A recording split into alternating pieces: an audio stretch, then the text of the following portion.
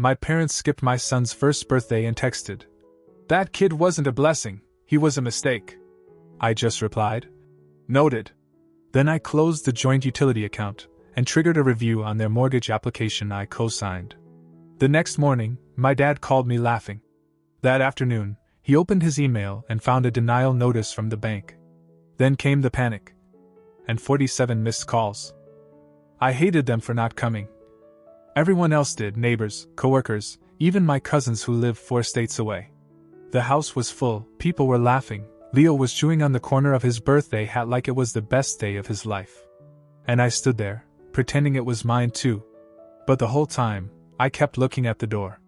I had invited them. Sent the text a month ago.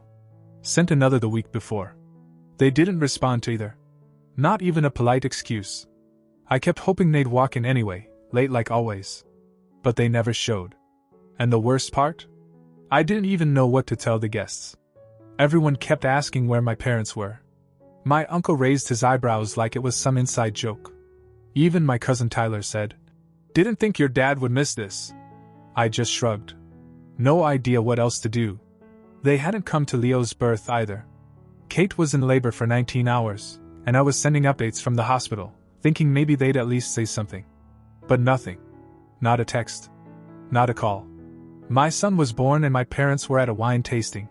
Seriously. They said it was about timing, or traffic, or flights. But I knew the truth. They blamed Kate. Said she took me away from them. That I'd changed. That I didn't help them effectively anymore. It started subtly. Fewer calls. Less interest. Then the little jabs during holidays. Then the full-on accusations. The last real conversation we had ended with my mom saying, "You're a stranger to us now. We don't know who you've become." But the email they sent a few days before Leo's birthday? That was different. That was final. This boy was not a blessing, he was a mistake. That line sat in the middle of a paragraph like they didn't realize how much it would burn. Or maybe they did. Maybe they wanted it to. The rest of the email was about how Kate had turned me into a different person. How I didn't prioritize family. How they didn't feel appreciated anymore. I didn't reply with a rant. I didn't call. I just sent back one word. Noted. Then I opened my laptop. First, I closed the joint utility account they'd been running under my name. They got better rates because of my credit score. Then I called the bank and initiated a full review of their mortgage application. I had co-signed it back when Dad needed it to refinance after the poker losses. Didn't tell them anything. Just clicked submit and went to bed. Next morning Dad called. Not to apologize. He laughed. Said I was being dramatic. Said, "Come on, don't take things so personally." I hung up. That evening, he opened his email. Application denied. Account review in progress. Primary co-signer no longer attached. Then came the calls. First 2. Then 10. By morning 47. No voicemails. No texts. Just silence punctuated by panic.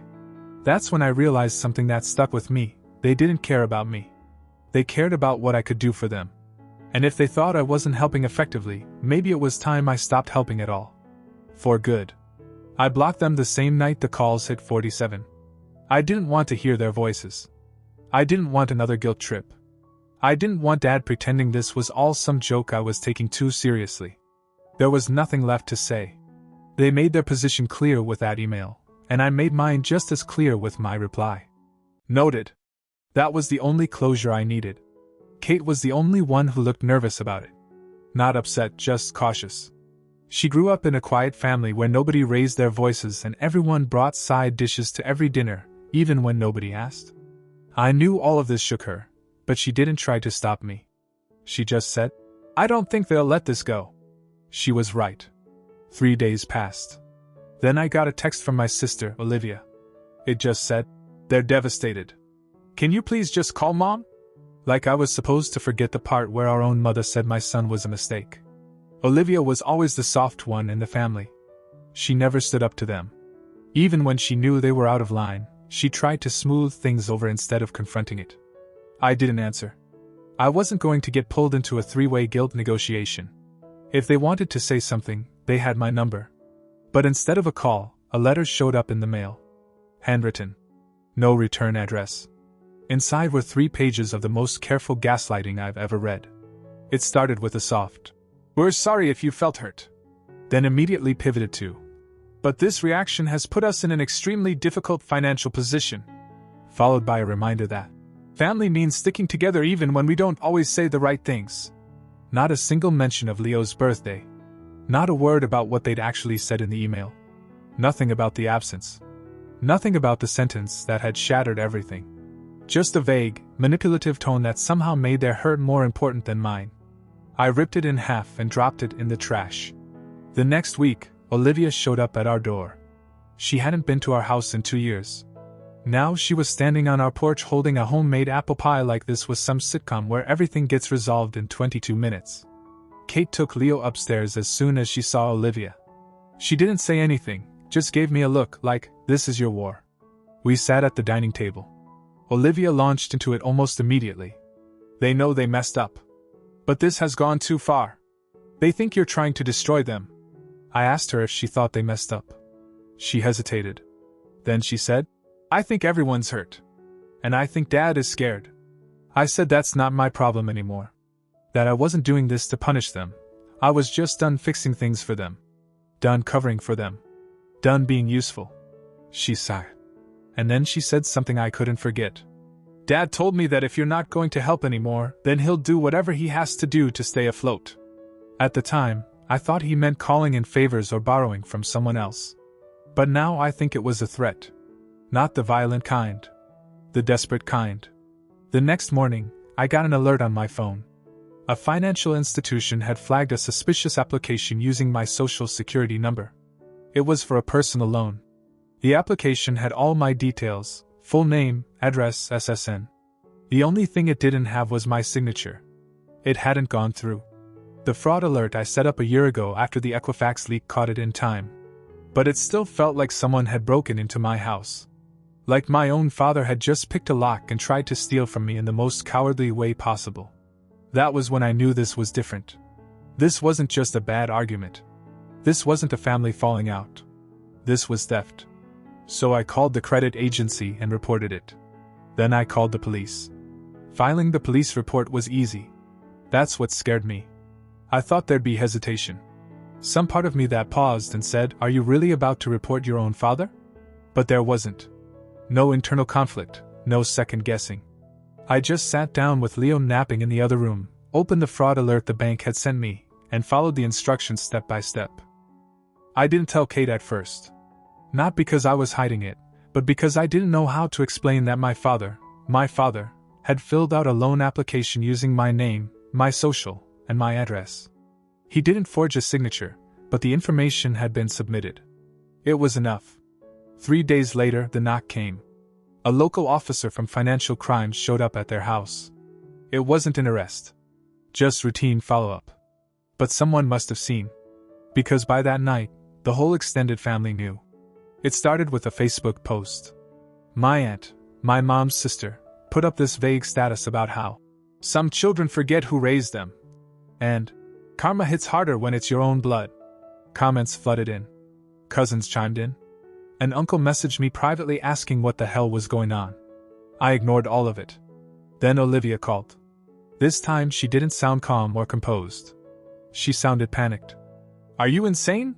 You sent the cops to their house." I told her I didn't send anyone. The bank did. I just told the truth. She said Dad told her it was a misunderstanding. That he never submitted anything, just saved it in case he needed it later. That was supposed to make it better?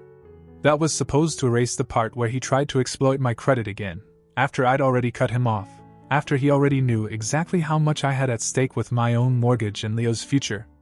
I told her I didn't care anymore. That I wasn't doing this for revenge. I was doing it because I didn't trust them. And trust isn't something you can negotiate back into place with tears and phone calls. Later that night I blocked her too. I was tired of explaining why I didn't want to be stolen from. But it didn't stop. In fact, it escalated. The next morning, Kate told me someone had been standing outside our house again. It wasn't obvious at first. We live in a quiet neighborhood, joggers, dog walkers, teenagers cutting across yards. But this was different. This person stopped at our mailbox. Just stood there. Looked at the house for a minute. Then left. I checked our doorbell cam. I didn't recognize him. But I recognized the stance. The way he stood with his arms crossed, like he was judging something. Like he owned it. The same way my dad used to stand in our garage when he wanted me to feel small. I installed 2 more cameras. One in the backyard. One inside the house, above the front hallway. Kate was scared, but she didn't ask questions. She knew better than anyone how far my parents were willing to go to twist the knife while pretending they were just checking in. Then one of our tires got slashed. Just one. Driver's side front. Nothing else touched. Nothing taken. I reported it. The officer was polite but honest. No witnesses, no prints, no suspects. Just another small crime on a quiet street.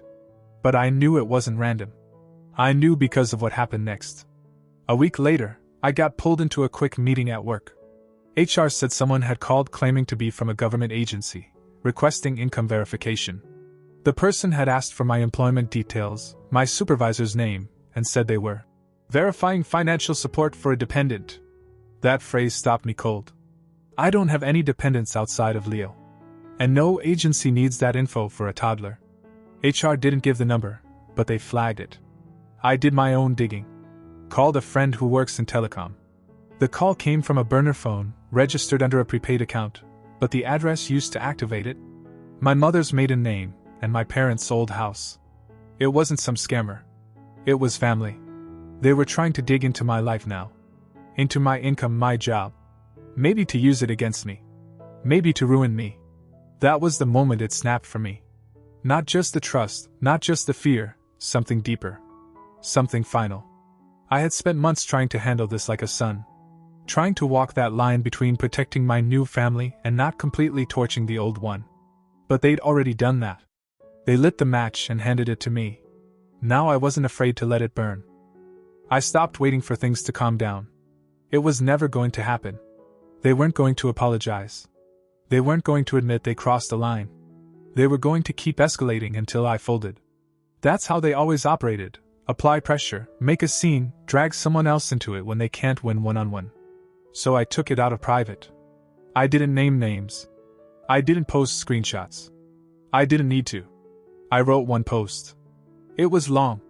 It was honest. It laid out exactly what had happened over the last year, from the ignored birth to the missed birthday, the email, the financial betrayal, and everything after. I said I was done covering for people just because we shared DNA. I said family isn't immunity from consequences. I said sometimes the people who raised you are the first to turn on you when you stop serving them. I hit publish. By the time I woke up the next morning, it had over 100 shares. I didn't expect that. A few people reached out with support. A few with their own stories. But the interesting part? Several relatives I hadn't heard from in years messaged me privately.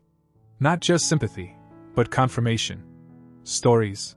Half-whispered confessions of how my parents had borrowed money and never paid it back. How they'd guilt their cousin into co-signing a car and then defaulted. How they told other people I was going through something when I stopped coming to holidays. I wasn't the first one they used. I was just the first one who said no and stuck to it. That weekend, they showed up at our house. I didn't see them pull up. I saw their reflection in the glass door. My mom stood behind my dad with her arms crossed. My dad looked like he had something rehearsed. I didn't open the door. I stood in the hallway while they rang the bell over and over. Kate was upstairs with Leo. I told her to stay there. Eventually they stopped ringing and just stood there. I thought maybe they'd leave. Instead, my dad shouted through the door. "This isn't how we fix things, Ethan. This isn't family." And I said nothing. Not a word. I let him hear his own echo bounce off the glass. Then they left. An hour later, I got an email from one of their friends, some guy they'd known since church who I hadn't seen since I was a teenager. He said he was concerned about the online attacks I was making and warned that this could come back to haunt me. That was the moment I knew they were scared. Not sorry. Scared. Their reputation was everything to them. The social circle, the image, the illusion of a happy, tight-knit family. They had never once admitted fault in public. Never once admitted they needed help. They wore pride like armor and used guilt as their sword. So I posted again. This time I didn't just talk about them. I talked about what it feels like to raise a child knowing your own parents will never love him the way he deserves. What it feels like to explain absence. To see your kid point to a photo and ask who that is, and know he'll never understand how deep betrayal can go until it happens to him. That post went even further. I stopped checking the shares, the comments, the DMs. But one stuck with me. Someone wrote, "You can't fix people who only see your love as leverage." That line stayed in my head for days. Because that's what it had always been with them, leverage. Conditional love. Love with strings attached, bills included, emotional IOUs they expected me to honor forever. They wanted me to be the one who fixed things. They never realized I wasn't broken. The silence lasted exactly 10 days. No calls, no texts, no emails. I stopped checking Facebook. I stopped waiting for retaliation. For a brief moment, I let myself believe maybe it was over. Maybe public exposure had finally embarrassed them enough to back down. Then Kate came home early from the store. She wasn't crying. She wasn't shaking. She looked like she was trying not to break plates with her bare hands. Leo was asleep in the car seat, and she said we needed to talk outside. She told me about the woman at the store. How she'd walked up like she knew her. Smiled at Leo. Asked how old he was. Then said casually, like she was commenting on the weather, "He doesn't look much like Ethan, does he?"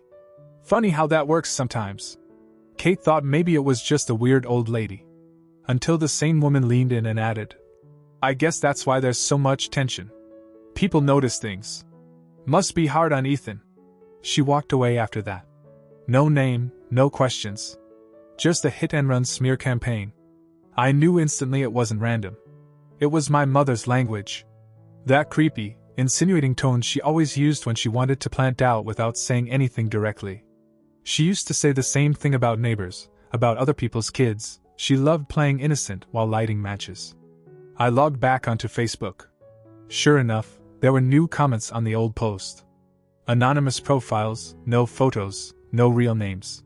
Saying things like, "Not all children look like their dads, unless they are their dads." And, "A man should get a DNA test before he burns bridges with his real family."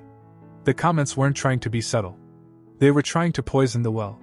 They couldn't touch me, so they came for Kate. Came for our son. That was it. That was the moment I crossed over into something I hadn't felt before. Not just anger. Not just betrayal. This cold, surgical kind of resolve. If they were willing to weaponize strangers to attack my wife, then they weren't family anymore. They were enemies. And enemies don't get warnings. First, I contacted the mortgage lender. Since I was still listed as co-signer, I had the authority to flag the account for review. I submitted a full complaint for fraud, provided documentation from the attempted loan application, and included the police report. I told the agent everything, how they'd used my name for years, misrepresented finances, even used my SSN for applications I never approved. They froze the mortgage file. That was going to hit them hard. The house was their biggest asset, their last real sense of control.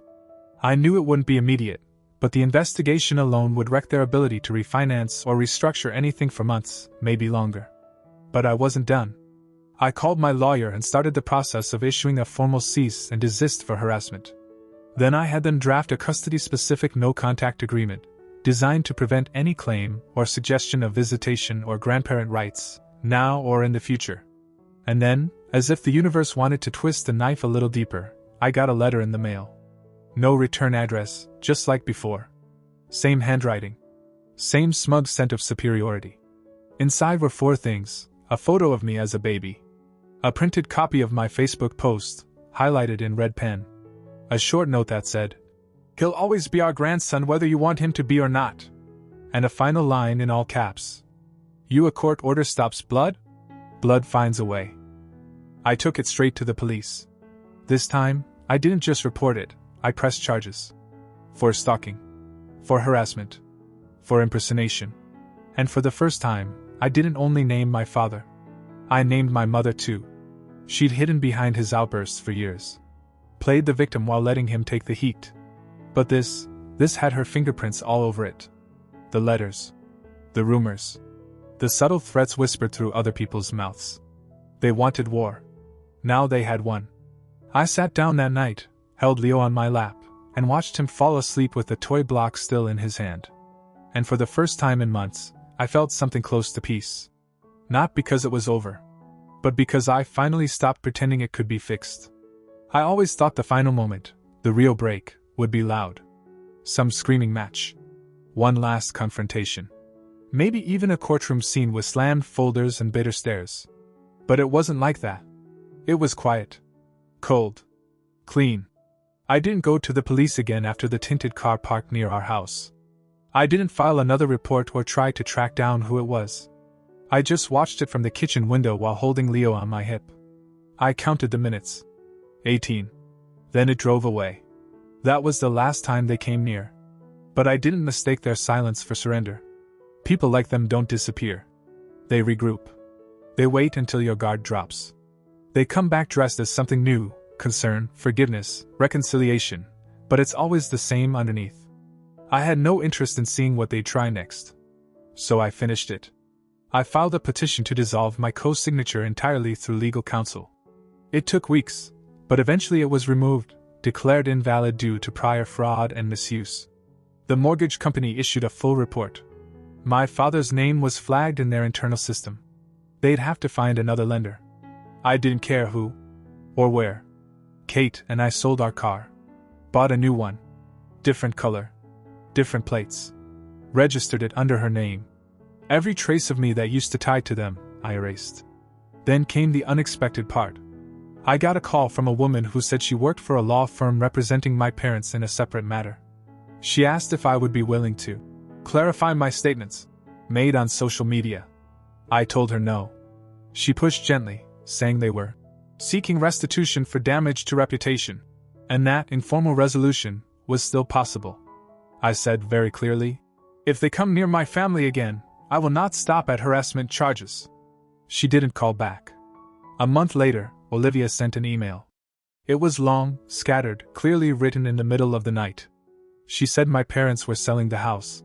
That they were done with this city. That they felt hunted. She said my dad wasn't eating right. That my mom had stopped speaking to most of her friends. That they were planning to start fresh somewhere else. At the end of the email, she asked if I wanted to see them before they left. I didn't answer. There was nothing to see. Not anymore. The people they were had been gone for a long time. That weekend, Leo took his first real steps across the living room rug. I sat on the couch, watching, holding my breath like I was watching someone cross a tightrope. He stumbled forward, half walking, half falling, straight into Kate's arms. We both started laughing. Not the kind you fake. The real kind, the kind that sticks to your ribs and makes your chest feel warm. I didn't think about my parents in that moment. I didn't miss them. I didn't imagine how different it could have been. I didn't picture them standing nearby or clapping. That chapter wasn't open anymore. The final thing I did came 6 weeks later. I sent a certified letter through my attorney. A permanent no-contact order. Not legal in the restraining sense. There were no threats to warrant that. But it was formal. Final. It said clearly that any further communication, through any third party or method, would be considered harassment, and referred to law enforcement. I didn't expect them to listen. But I didn't need them to. I just needed to be done. And I was. No more letters. No more whispers in grocery stores. No more Facebook accounts with blank profile pictures trying to dig their claws back into my life. Just quiet. And I kept it that way. Leo turned 2 a few months later. We had a small party. Just us, a few friends, a cake he mostly smashed with his fists. When someone asked about my parents, I just said, "We don't talk." That was it. No drama. No long story. Just the truth. And that's how I'll raise him. With truth. With boundaries. With love that doesn't demand a return on investment. Because I've learned something most people never do. Sometimes, protecting your child means walking away from the people who raised you. And sometimes, family is not who brought you into the world, but who stayed when the world turned ugly.